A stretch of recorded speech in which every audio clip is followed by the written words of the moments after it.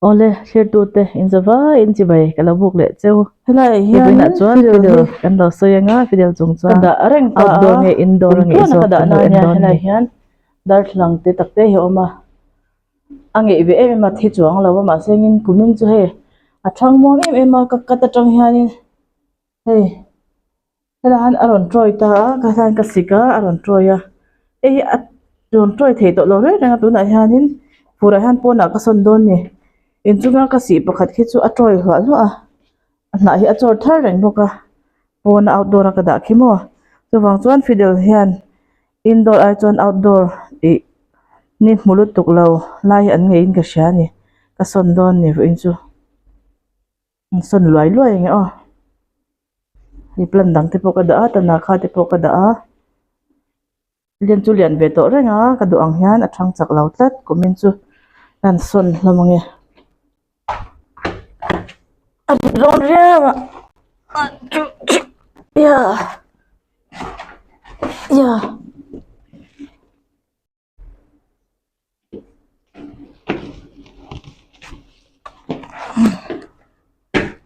ya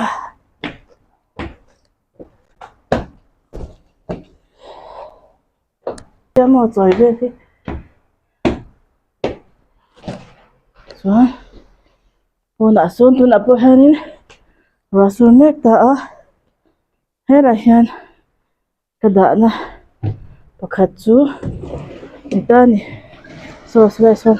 kada so so apung char che he gade ter bolo thuni hi zan chu thlin na tlata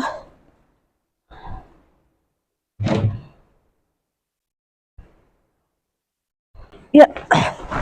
ya hian hi hian kada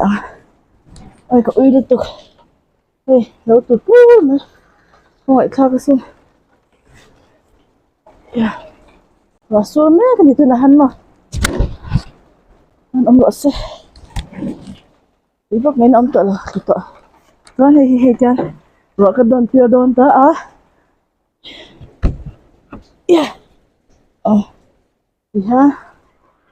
wa hinan se wa hi dau se an thade wang ka tia ro ka nan pio don i chumo hian ni sa chuan akida han kan no lut lenga yang chuan hei ama a hemi ai che jok khanya hianin hei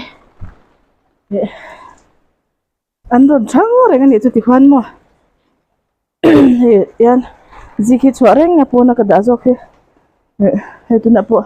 ron chwa le do na hei ro hi chu ka si atang hian angoi ta chu bang chuanin pona kan da sinanga hi chu he ron thato lu tuka chu outdoor hi an ngei jok tlat ani hei chu kum tluan ti me la kha to khian athang aron char reng chu wen chu fidel kha lo an tir du cheu ne chu outdoor nge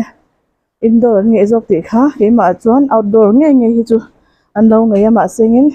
ni kha muna sa tuk lo se ti kha ani chu a ro kan an tir ani chu hian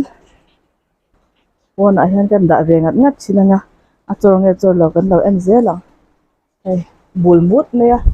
chor hi an tum lo re nga ron pen hi tum lo re nun kumin chu an in du tlat